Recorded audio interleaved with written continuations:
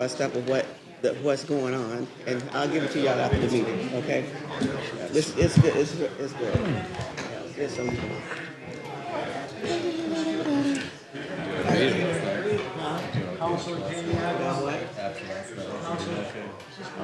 Yes, yeah. It's crazy, right? Councilor Paniagua. Councilor. This not really sugar. Rita.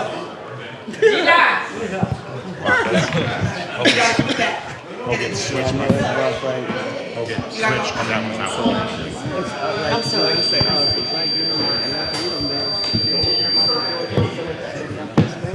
can Okay, folks, we're going to start. Thank you, Councilor Paniagua.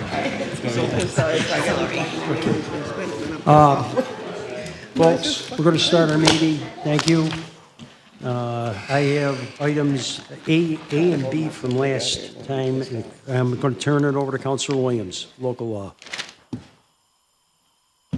Thank you, Councilor Hogan. A and B, talking about Open Gov, we're going to have a committee meeting immediately following this session with Director Rudd related to 8A and B. Okay. You all set there, Councilor? Yes, thank you. Okay. We'll find out if we have Commissioner Deeds at the next study session. Councilor Caldwell. Thank you, Councilor Hogan. Blessings to all today. I have items 10 through 17. Okay. And our new commissioner, Saisha Bird, and our deputy commissioner, Chris Abbott, will be up here today. Congratulations, Commissioner. Thank you. Yes.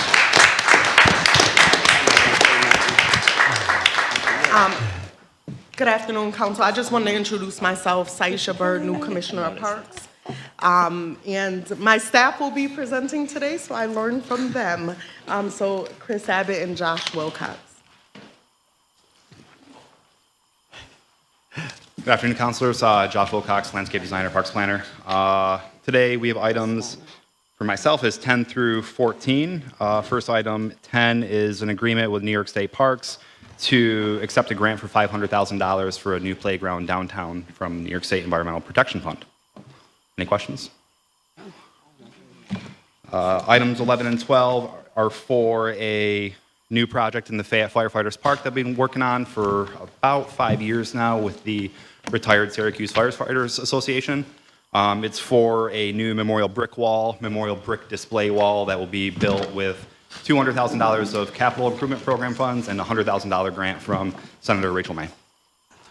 Any questions? That's awesome. Item 12? And item 13. Item 13 and 14 are for a new Eternal Flame project in Clinton Square. That's in conceptual design phase, and Commissioner Byrd has some words to say on this one.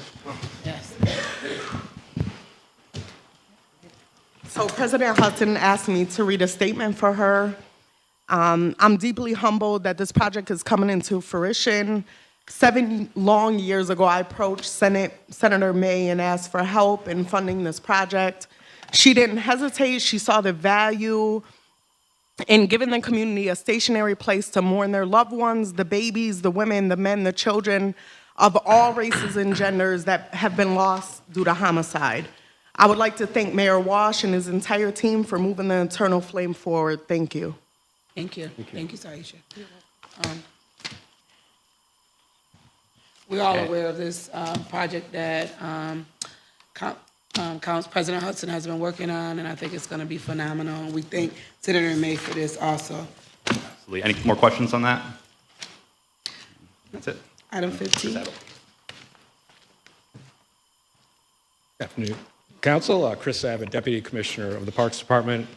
I have items 15, 16, and 17 relating to our deer management program. Item 15 is for the City of Syracuse to adopt a negative declaration pursuant to the SEEKR Act as it relates to potential environmental impact of the implementation of the program. Are there any questions? All right, items. Oh, sorry. No, go ahead. Any questions? I'd like to commend Councilor Caldwell for being very, very active on this, in this particular issue that's vexing both the east side and the west side of the city. Yes, thank you. Item 16 is with the United States Department of Agriculture, Animal and Plant Health Inspection Service, the Wildlife Service to conduct the management program in accordance with the adopted Dick and Tier Management Plan from December 24 through April 25. Total cost not to exceed $120,000. Thank you. And Chris Abbott and Greg Lowe, continuous support of trying to and Native Maroon and the whole team that are following the deers and the tick situation in our community. We love our beautiful deers, but we also know what they bring to our children and families. So I thank you for all the research that we're doing so that as we, the deers can also be used for food and everything else. Thank you very much on this project. Thank you for those words. Yes. I think we're all set. Hogan? Yeah. Alongside item number 17 is an agreement with Marsh Mills Ranch to provide the meat processing services for deer called as part of the deer management program. Yes. Meat will be donated to homeless shelters at no cost to the city. Yep, continuous. This is a continuous that we do every year. Thank you. Thank you, Councilor. Thank you. Councilor Majok. Thank you, Pro Tem. I have item 18 to 29. The first batch of the items are police. Good afternoon, Councilors. Good afternoon, Rich Chief. Schaffers, Deputy Chief of Police. Item 18 is an agreement with WellNow Urgent Care to retain a medical exam testing provider for the period of July 24 through June of 25. Total cost not to exceed $10,000, and that's to perform routine medical exams on new hires and transfers of police officers in the department. Any questions? 19 is an agreement with MA Pulse for Information and Technology Network related support services on behalf of the police department for the period of 1 year. Total cost not to exceed $411,000. They do all of our IT work for us over there at the police department. 20, application agreement with the United States Department of Justice for 2024 JAG grant program. Amounts not to exceed $108,000, which will split half of it with the Sheriff's Department. It's a 50-50 split. This is an annual grant, and we're just asking for permission to ask for the money. Yeah. What number? Chief, can you go back to 19? Yep. Part of your letter mentioned some additional information that you wanted to be recognized. Can you get with me afterwards so we can clarify that? Because if we can do it in this ordinance, we'll do it. You're looking for a certain amount to be invoice, or probably invoice from the previous fiscal year to be paid.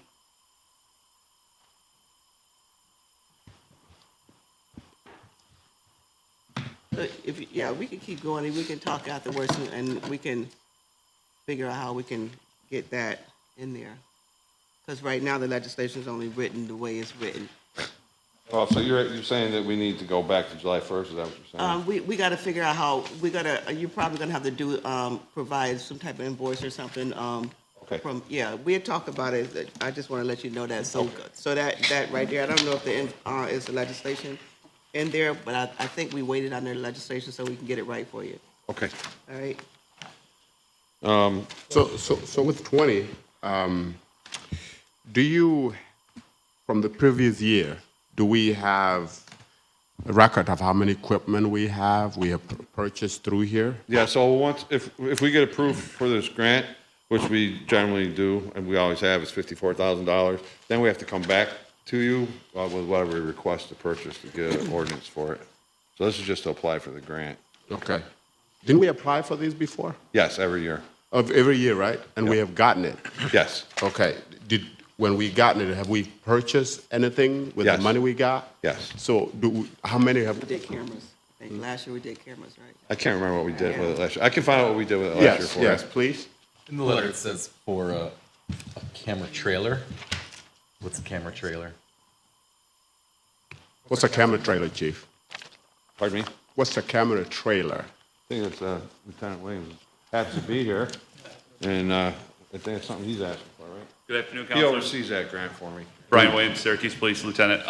The camera trailer is a portable trailer that you tow behind a vehicle, and you can raise a mast on the trailer up to 20 feet. In fact, we have some of them deployed looking at critical infrastructure now because of the election and everything going on. So it's basically a cops camera on wheels.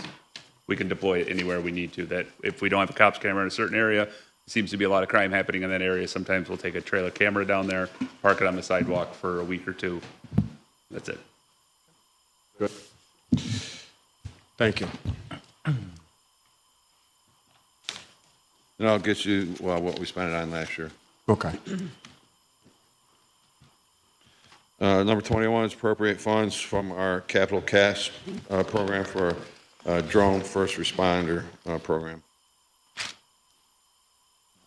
Questions? Number 22 is to be able to access the funds for the neighborhood watch, which has been approved in our budget of $72,000.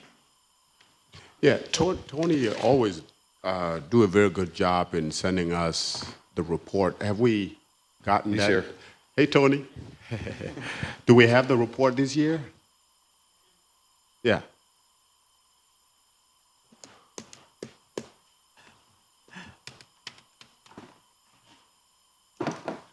Afternoon, councilors. Thank you. Yes, I have the report, and as soon as I get out of the meeting, I can forward this right to you.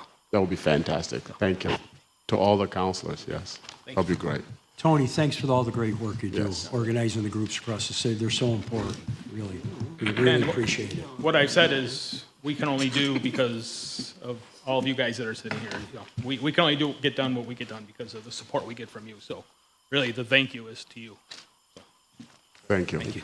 Tony, can you stay to the end so I can get you a phone number of a resident? They want to start a neighborhood watch. Somebody wants to start a neighborhood watch, I'll be more than happy to stay.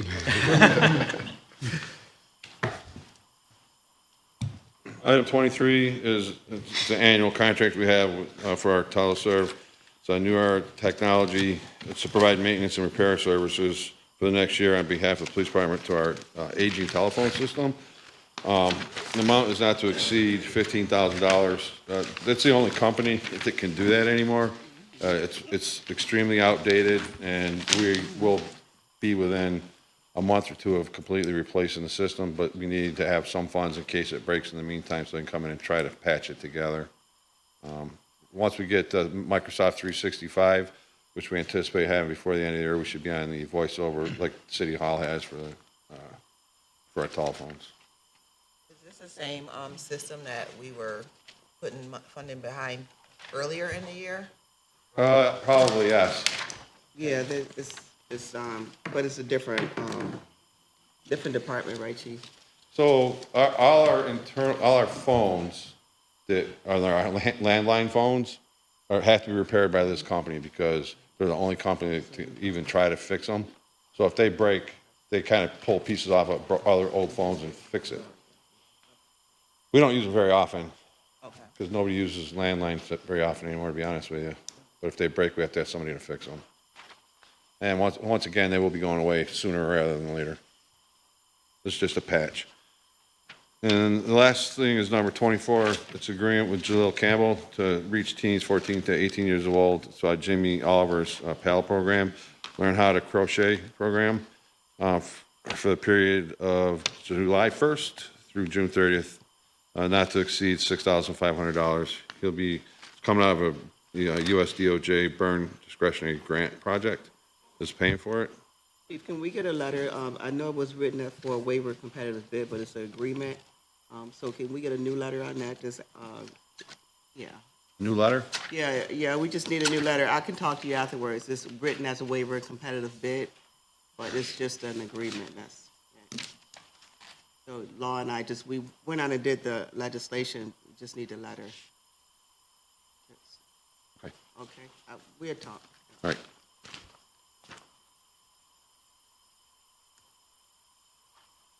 Anything else?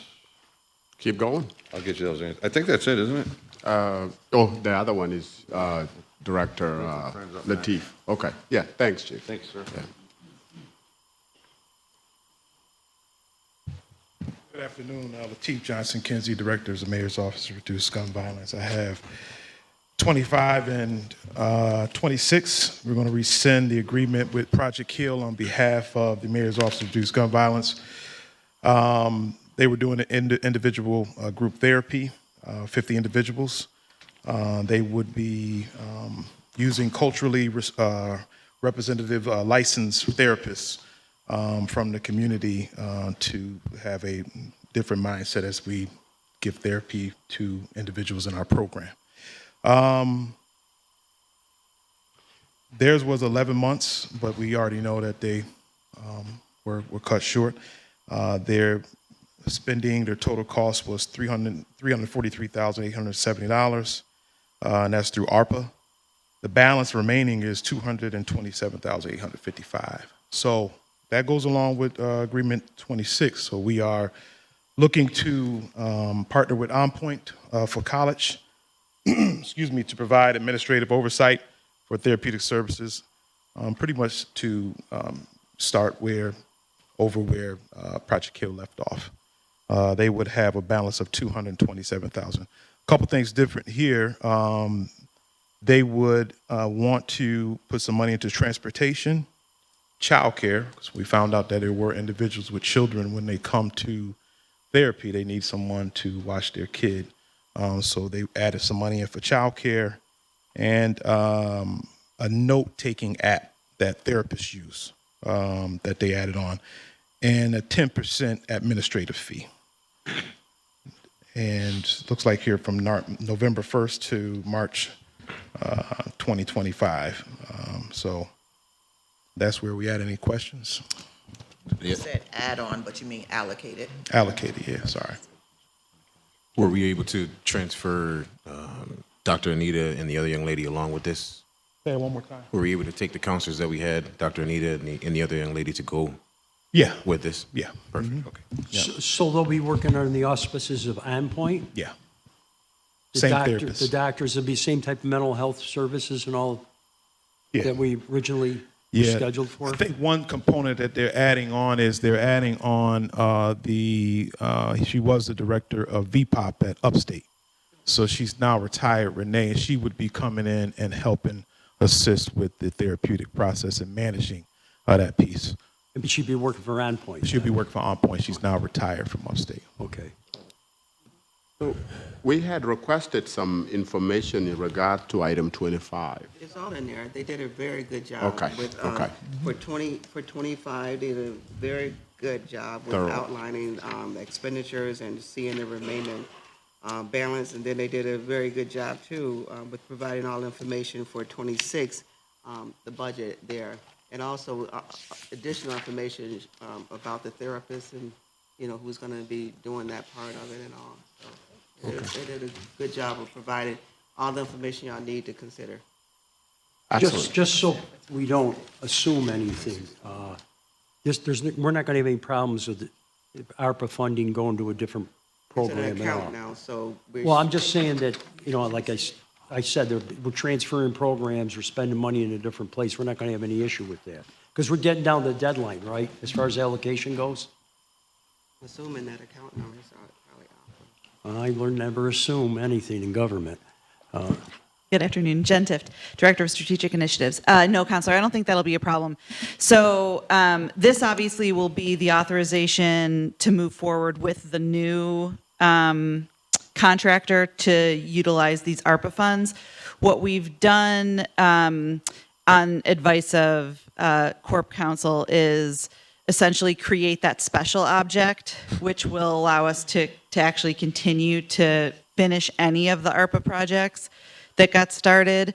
And we've pulled in a bunch of ARPA money, as you'll remember, into our fiscal year 25 general fund, which is what's actually allowing us to fund that special object. So anything that doesn't get completed on ARPA directly basically gets finished with city funding. But we're covered with our ARPA funding because we can basically use that ARPA money for any kind of municipal operations because of the revenue loss requirement in ARPA. Well, as long as ARPA's okay with that, I'm okay with it, I guess. Yeah, we are, right now, which includes this money we set aside for the OnPoint to take over the Project Heal services, we are 100% obligated on ARPA. So we will meet the federal deadline of December 2024 to fully obligate the money, and then we just have to make sure we spend it all before December of 2026. But I think we're 91% spent on ARPA as of today. So we have very little funding that's actually going to be carrying over past the December deadline. And happy to give folks more ARPA updates between now and December, but we feel very confident we're going to be totally fine, fully obligating the money, and then just spending down the small balance that will carry over to meet the December 2026 And we're deadline. prepared down the road when federal auditors show up, but his will show up in every city probably in the country, every county in the country that used ARPA funding. You know, we Yeah. have everything all prepared for them to look at, right? Yeah, we've got pretty good documentation. We've been working obviously with all of our internal departments, but all of our subrecipients for any of our ARPA projects that utilized a subrecipient, such as the ones that are working with Latif on CVI, to make sure they know they have to retain their records for a certain number of years. And we've been doing spot checks at all of the subrecipient offices to do record checks and things like that. Excellent, good. Yep. Good. Thank you, Counselor. And Latif, you know, when we started this project, there was a concern of certain participant from one side of town to another having an issue. Are we resolving that as well? Yeah, so it really hasn't been an issue. Okay. We haven't ran into a problem. Okay. I think because we have the organizations that have offices in certain areas, we've been fine. And just take for Good Life, for example, they would make sure when they bring an individual in, they're not going to bring somebody from the east side. So they have like a schedule. The other part is On Point would be using a neutral location also for therapy, something, you know, we didn't have before. So we have a neutral location for therapy. And then if we have to have another site, we have Good Life to go to if we need to. Other questions? Item 27.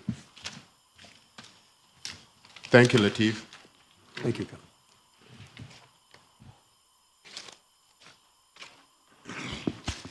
Good afternoon, councilors. Michael Lehman, Deputy Commissioner with the Assessment Department. For item 27, we are requesting an amendment to lease agreements.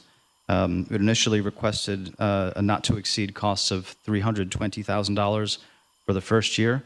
What was authorized was just the rent for the first year. We would like to have that $320,000 included, and also language that the difference in funds between the rent and the amount not to exceed can be used for tenant improvements to the property, improvements to the facility that were deemed necessary after the lease was signed.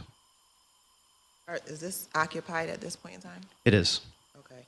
And I vaguely remember the conversations, but was this a temporary location? The lease is for 5 years. Oh, 5 years, okay. Mike, how was the 3% term? How did we determine that? How do we get there? Total cost, rent increase up to 3%. So there's a 3% escalation on the lease each year. Okay. So each year, right, what you paid year That's one part is of going the to document That's we just signed part of on the that. agreement, yes. So it was just a typo in the legislation, so the amount not to exceed is not gonna change, it's gonna stay 320, so you all just can know that. It just wasn't, it's, somehow we all overlooked that it didn't catch it in the legislation. Any other questions? No. 28. Thank you, Counselor. 28, similarly, this is an amendment to a lease agreement. The entity for the landlord was listed as Ironhorn Enterprises, which is actually the financing arm of the landlord.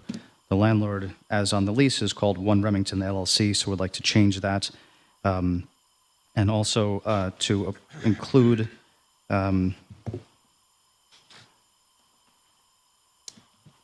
It's gonna enable you all to pay the bill. So, Right. Yeah, so you don't need that included. That's Yes, just gonna thank you. enable you all to pay the bill, so you're good. Thank you very much. Any other questions? Will there be any renovations needed for this warehouse, or is it set? Go. Any renovations before we go in there? No renovations that haven't already been completed. Okay. Yes. So it's awesome. Other questions? So, Thanks, Mike. thank you very much, councilors.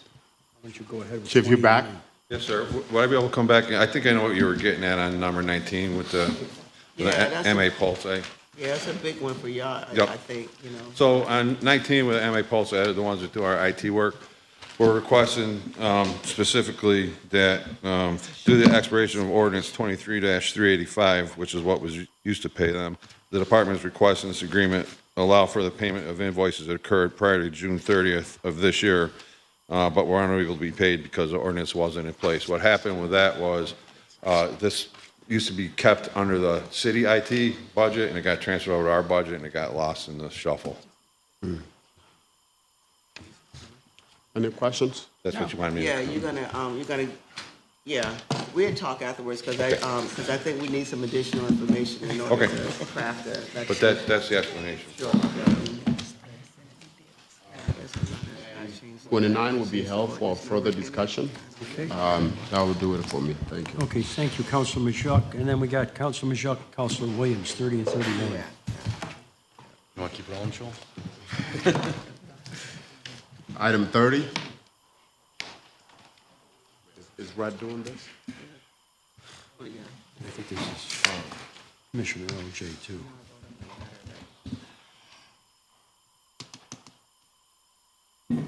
Good afternoon, all.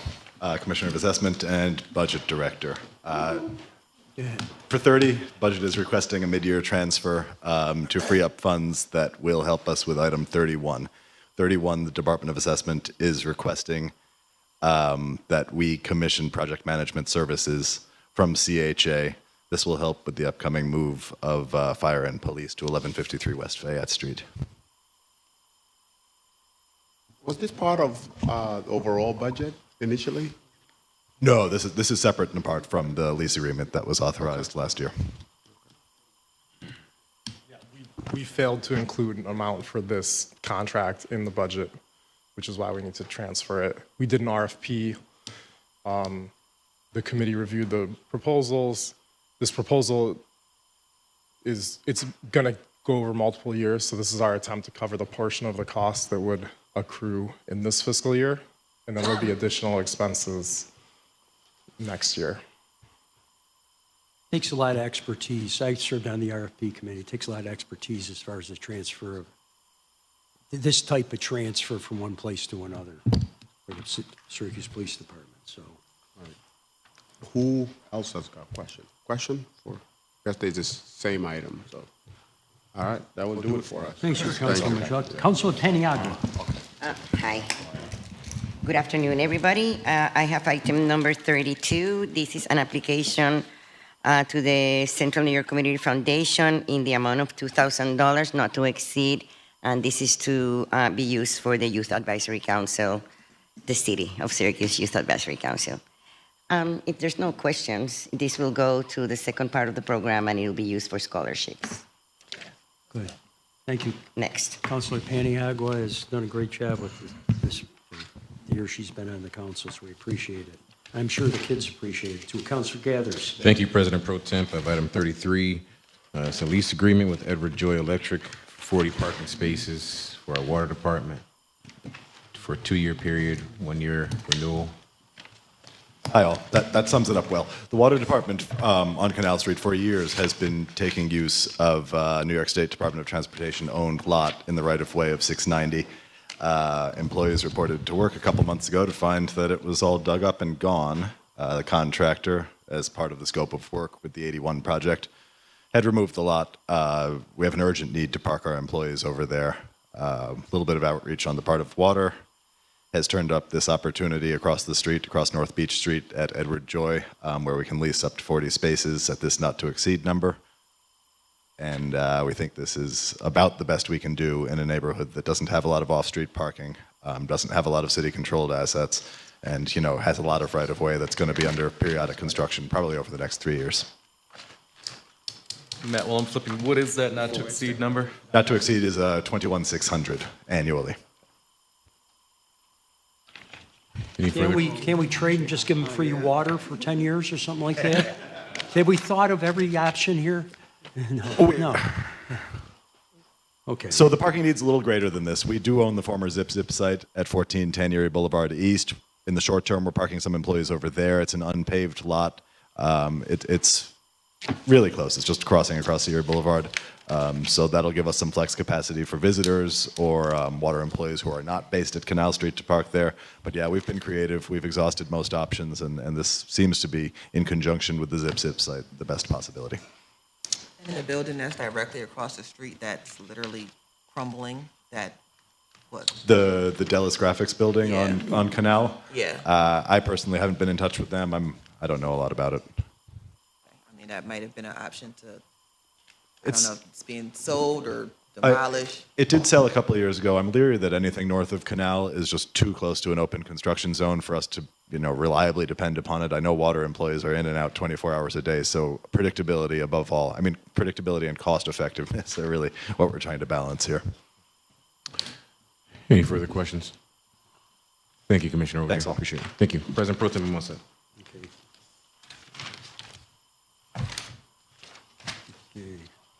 Quite a bit. You got 34. Okay, I have items 34 through 43. 43, not 44. Okay, 34, thanks, Jake. We got a residential care facility here. Good afternoon, everybody. Jake Dishaw, Deputy Commissioner of Code Enforcement and Zoning Administration. Item number 34 was a holdover from last session. It's a special use permit. I believe the applicant was going to do some outreach. I believe the district counselors was satisfied with their efforts. It was, yeah. I met with them. They were actually great. Okay, good. 35.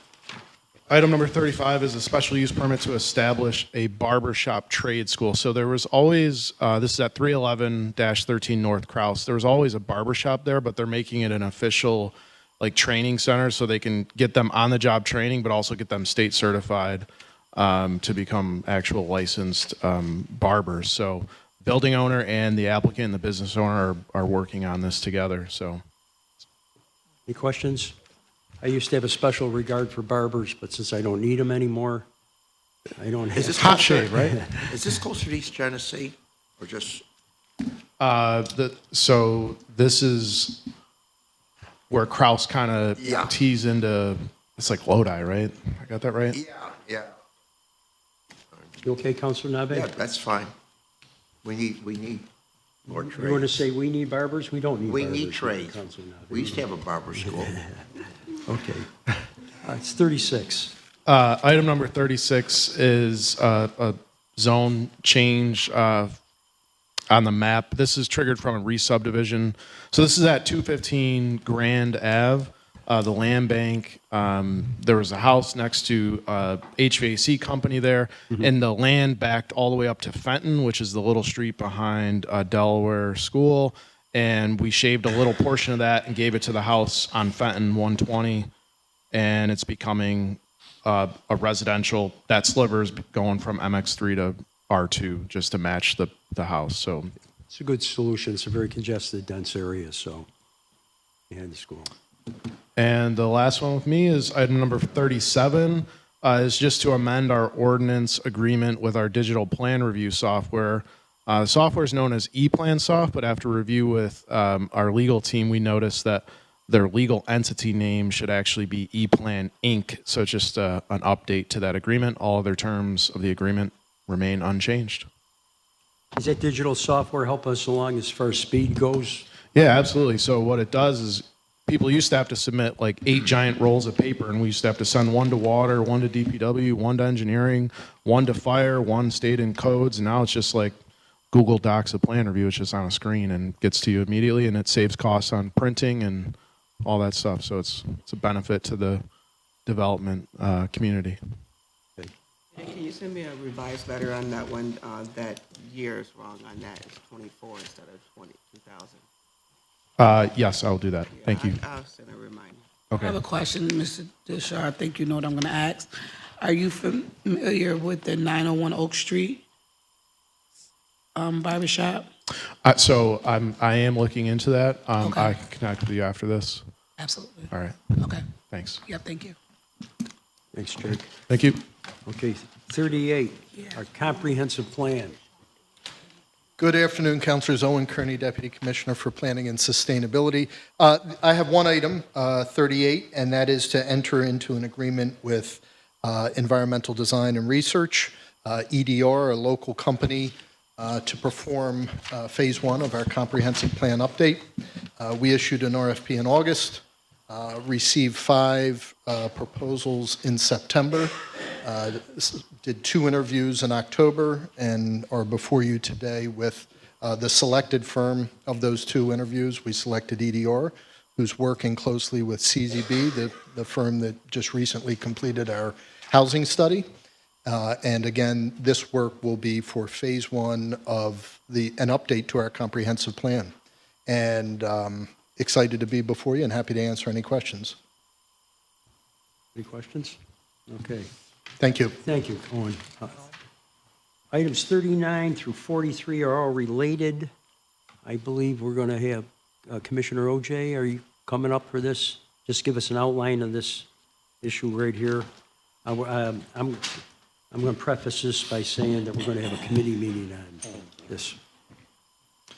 Hi, all. Okay, so each of these is related. 2 of these, just checking off boxes out of sequential order, are secret declarations, essentially pro forma reiterating what has already been shown to the Planning Commission over my signature, but not terribly related to assessment beyond that, if that's not too flip a way to put it. With 40, we are requesting a local law to dispose of city-owned, publicly used property in the form of 1025 Sunnycrest, which is the Eastwood Heights apartment complex, formerly Eastwood Junior High School, obtained by the city in 1926 when we annexed the village of Eastwood, used since 1989 as an apartment building managed by the Syracuse Housing Authority. Many of you will remember that about 2 years ago, we came before you requesting a shelter rent agreement to benefit future owner of this property. SHA, in conjunction with a private sector partner, is looking to wholly renovate the property, add 4 units, I believe, to the former gymnasium, and continue to provide the housing that it has in better condition for years to come. Okay, so I guess, and Deputy Mayor, maybe you're involved in negotiations for this, because this is sort of a little bit contorted. When I first read about this, I was a little confused.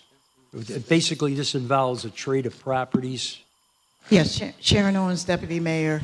As Commissioner stated, we came before the council for a shelter rent agreement about 2 years ago now for the Eastwood Heights. Syracuse Housing Authority operates and manages it.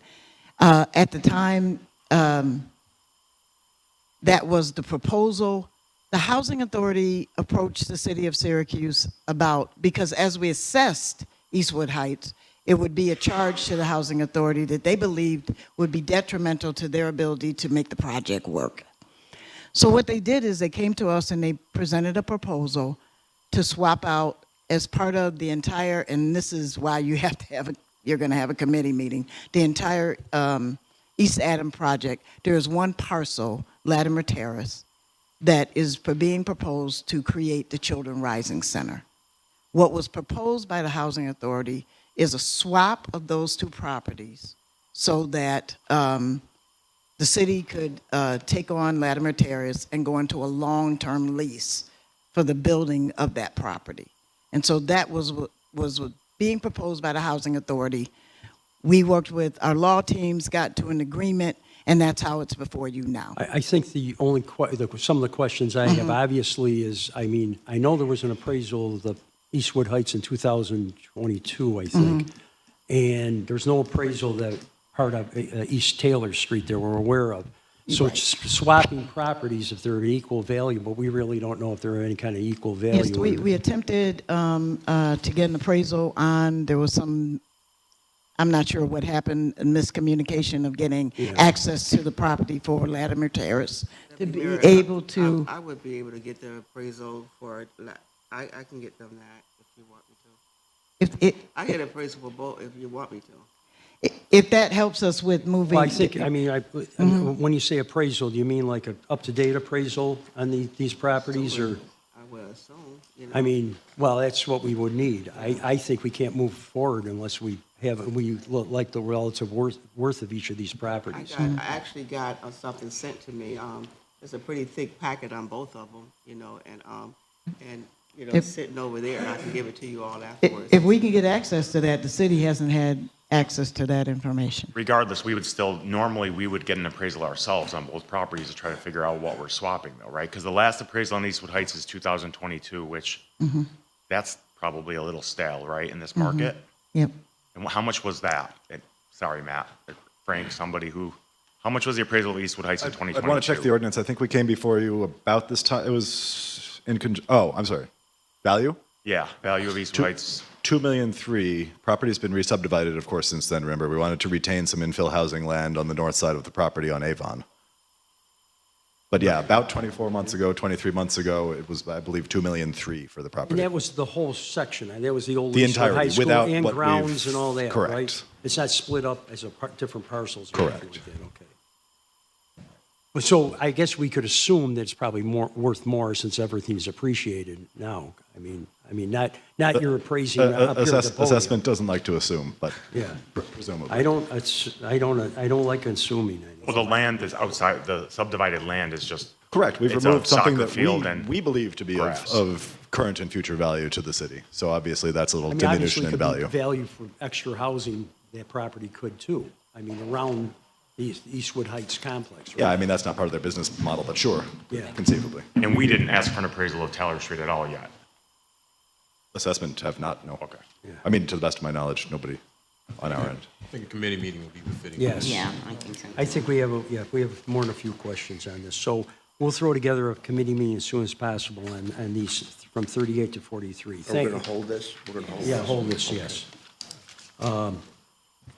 Councilor Williams. Councilor Hogan, let me flip back to my agenda here. I was in the detail of that last situation. I've only got two items, 44 and 45 today. Nico, with item 44. Mr. Diaz.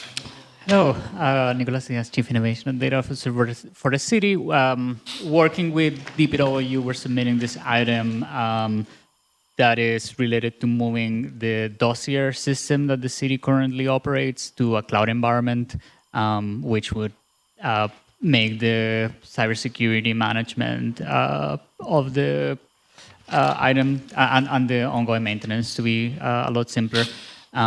This is a software that is used for vehicle management. Again, this is not a new software. This has been in operation for a while. If there are any specifics about the use, I would defer to Rich DeVesti, who's the main user. Yep. I'm just wondering, how much do we still have left on local servers compared to the cloud? You mean in general, like all Like software? this is a migration project, Yes. right? So how many more are we looking to migrate to the cloud in the next year, 2 year, 3 year? I don't have a number off the top of my head. It also depends how we count, like by individual server or by system. I will get back to you with some more granular data. Okay, thank you.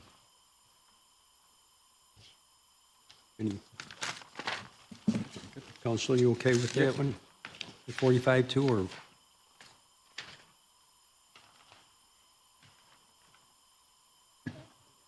Oh, I'm sorry. No, 45 is Commissioner. Are you all set? Councilor Williams, or are you doing 45 too? Hi, 45, quickly. sorry. Mike Kenazar, Commissioner of Finance. Amending an ordinance, really, we're just adding a supplier here. This goes back to a couple years ago. There was $620,000 of ARPA funding approved for finance and payroll modernization. There was a restricted list of suppliers. We're just looking to add Deer Island Bait, which they are configurer, programmer for Syracuse Workforce Central, so Kronos and Telestaff. There's about $150,000 left of that money that we're looking to use those funds to pay Deer Island Bait to get us over the finish line these next couple months as far as the payroll modernization project. So not requesting any funds, just adding a supplier to this contract, if you will. The name implies it would be much more fun than You think this would be a Kronos. Parks and Rec Yeah, type of thing, yeah. but actually IT consulting, believe it or not. Thank you, Commissioner. Great. Thank you. That's it. Thank you, Counselor. Counselor Jones-Rosser. Thank you, Pro Temp. I have items 46 through 63.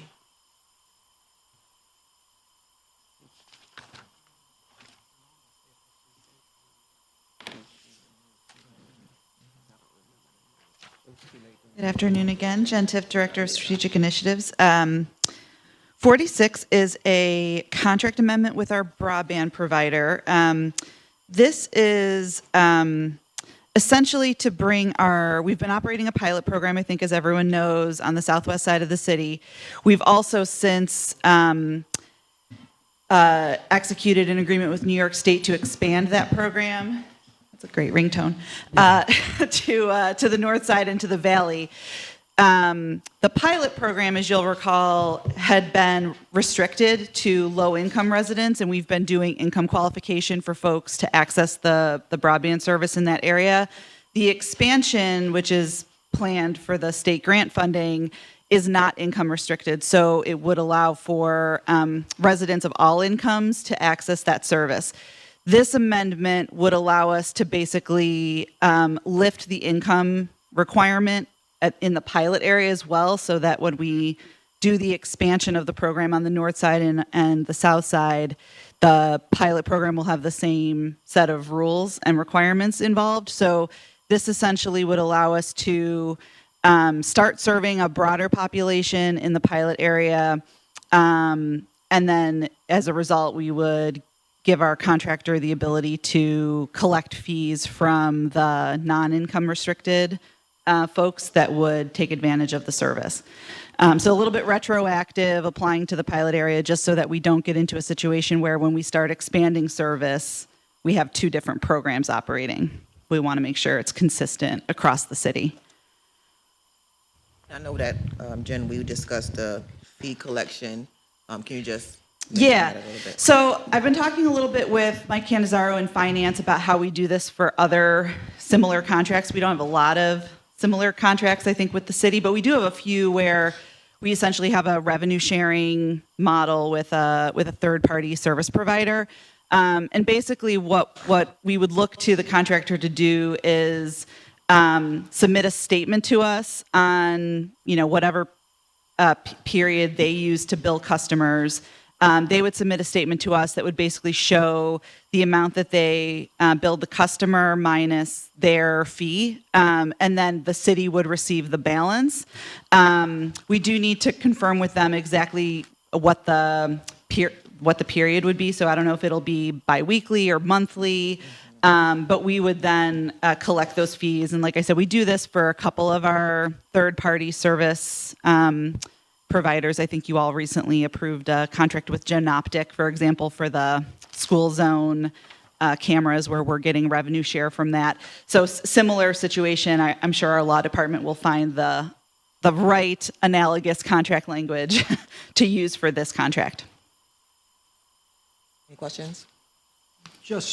Have we identified other revenue sources in the future when we finally leave the Yeah, grips so of ARPA? one of the things that we're anxious to do is to start offering the service to a broader segment of the population, because the model that we used when we applied for the state grant, the financial model that we used, did make some assumptions about how many folks would be paying a market rate for the service versus folks who would maybe qualify for a subsidized rate. And the theory behind, providing the service is that the market rate customers would help subsidize the other. Yeah. So essentially, we do want to start to provide service at a market rate to more customers, so that we can really figure out what the level of interest is, how much funding we are collecting, and then to make sure that we can actually continue to subsidize the service. The program really has been designed to be self-supporting. So the theory is we'd be able to fund the program on an ongoing basis in perpetuity, just with the fees that we collect for the service.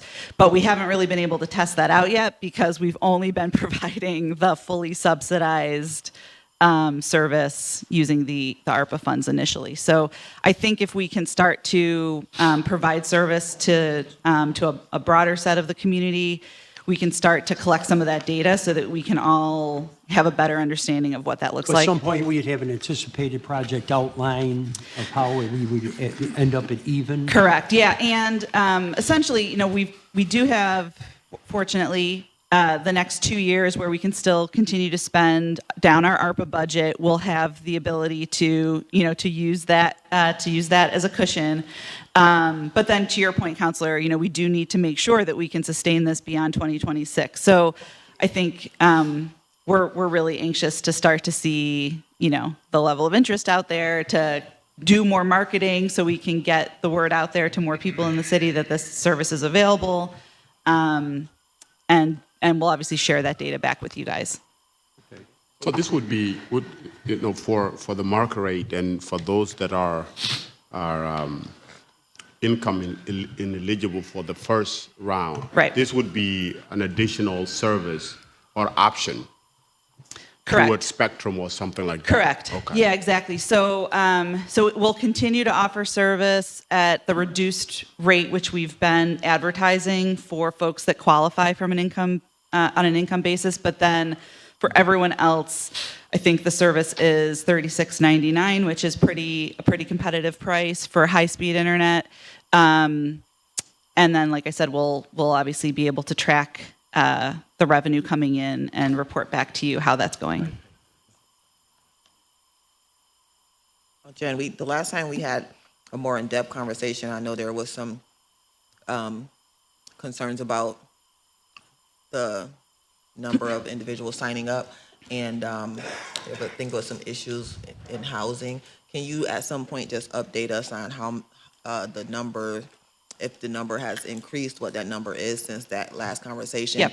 And if the communication with housing did improve as well?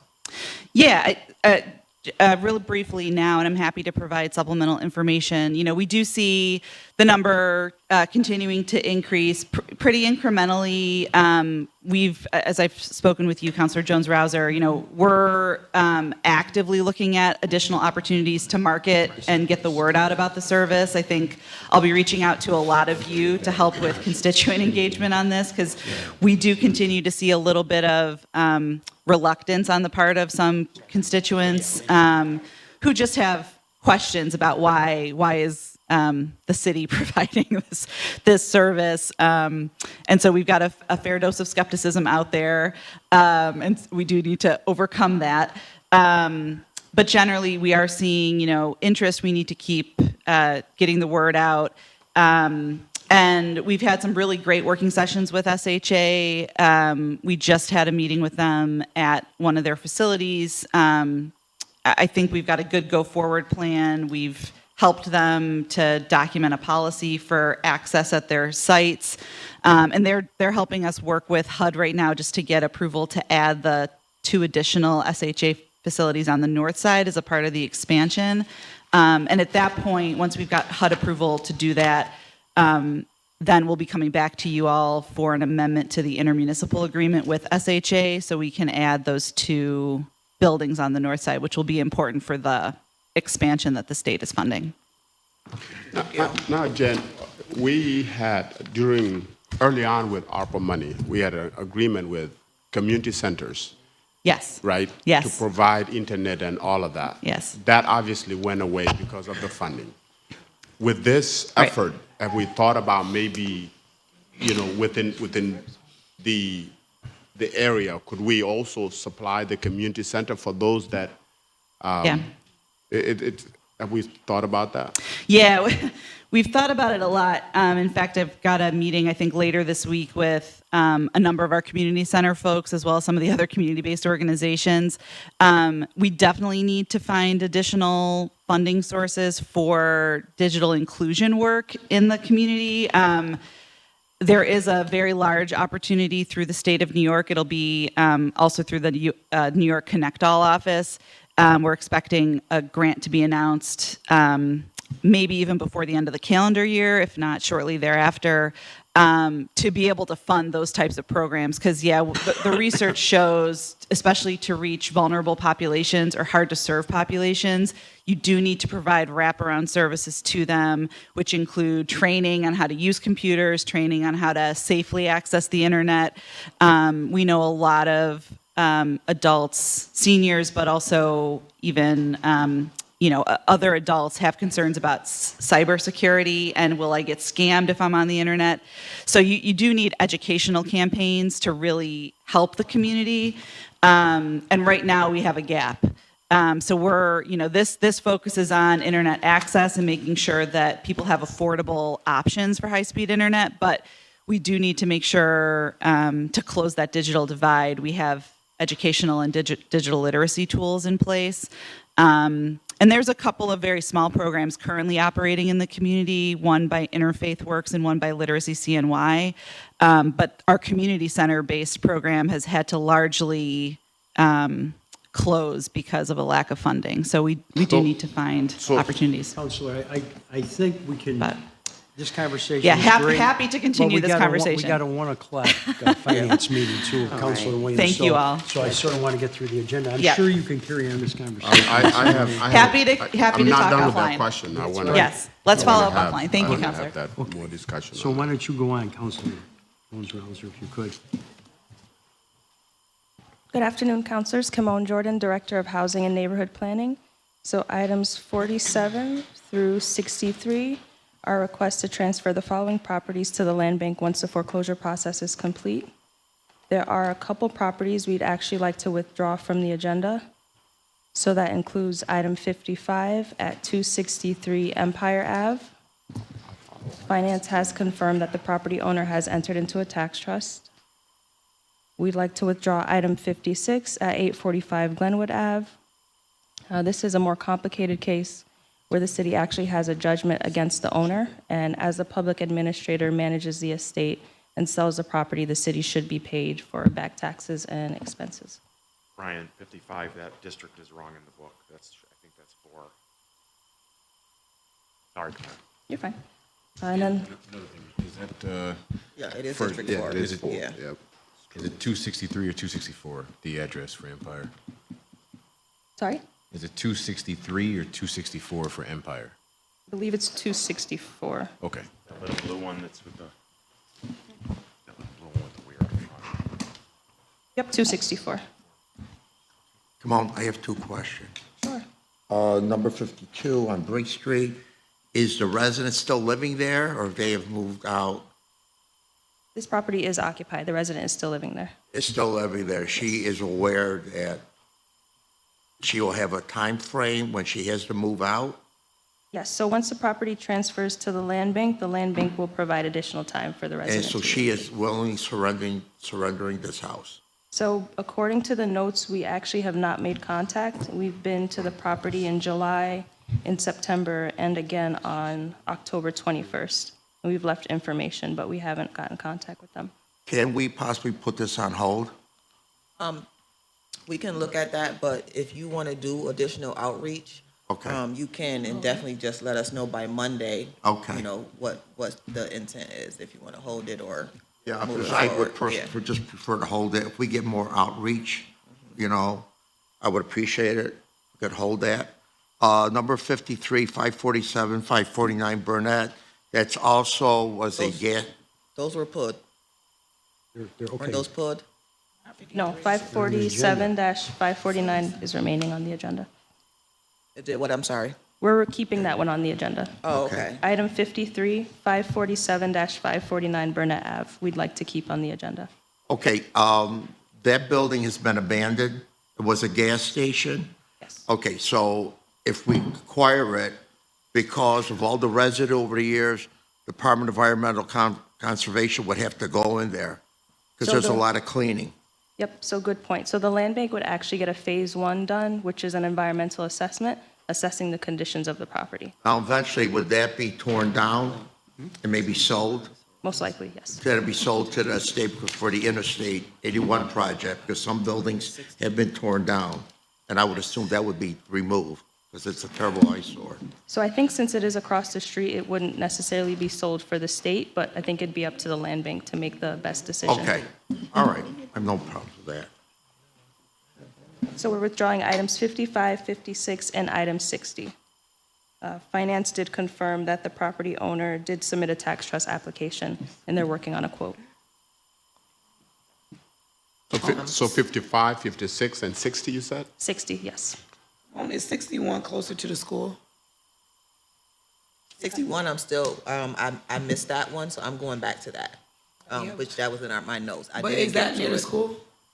I would have to double check. Is that near McKinley? Is it I on don't that know. block? I'm not, it is within that, it's between Salina and Midland for sure. I don't know which block it's in though. I just want us to be cognitive. I mean, we gotta take them, but let's make sure any houses that are in the school zoning areas, that we're not just, right, our kids, when they're going in school, do not need to see abandoned houses across the street. Agreed. I believe this property is occupied. Yeah. Can you just run through them real quick, one more time, what we're holding? Sure. So What- we are. Not what we're holding, what we're withdrawing. So we are withdrawing item 55, so that's 264 Empire Ave. Item 56, that's 845 Glenwood Ave. And item 60 at 114 McClure Ave. What about Chafee? We are keeping that one on the agenda. Oh, yes, Chafee, okay, yeah, all right. All right. And Newell, I'll check into that. Okay, Ames, We are keeping that one. That is the one where the owner has the postings about trespassing. yes, okay, all right, I'm sorry. Yeah. Okay. Any additional questions? Thanks, Kamon. Who's doing 50? Okay, all right. Yeah. Okay, thank you, Kamon. Councilors, Wait a second. what do we? Hello again, councilors. I am up to address item 50, Michael Lehman, Deputy Commissioner, Assessment Department. This is sale to a private citizen. It's a vacant city-owned lot next to the applicant's property. The applicant applied last year. We pursued an appraisal, and the amount we would like to sell the property to the citizen for is the appraised value plus the cost of the appraisal, totaling $11,100. Well, Mike, I really want to thank you for bringing this to this point because we spend so much time trying to sell this property and lot to this young lady, and it took forever. And I'm just happy that it's at this point. Thank you, It's Councilor. next to her house. There is no reason that we shouldn't sell it to her, you know? Actually, I have a question. Yes. Did you guys come before the council for the appraisal? We did. And When was that? the appraisal was in December of last year, I believe December 8th. Oh, I wasn't here. Okay. Okay, all right. We did, yes. Okay. December 7th, I'm sorry. Okay. So thank you. Thank you. Thank you very much. Commissioner. Okay, I'm going to go to Councilor Manto. Thank you, Councilor Hogan. I have 64 and 65. 64 will hold. We have a committee meeting on that tomorrow. Okay. 65 is a resolution appointing Jennifer Long to the Land Bank Citizens Advisory Board. Okay. Motion to adjourn. Wait, I want to shout out Nottingham High School soccer team for winning Section 3. So, congratulations to Nottingham High School soccer team. All right. Let's go. Okay, we'll give it 5 minutes and then we'll go to the Finance Committee. Also, did we adjourn? Tomorrow at 4:30 in front of IT school, there's going to be a rally for our football team, for ITC school, for being kicked out of Section 3. And I just would like everybody to know. Thank you. Okay, motion adjourned. Okay, second. Second. They were illegally kicked out. So we're him and a ran. Section 3 sort of kicked them out of. Michael, how you doing?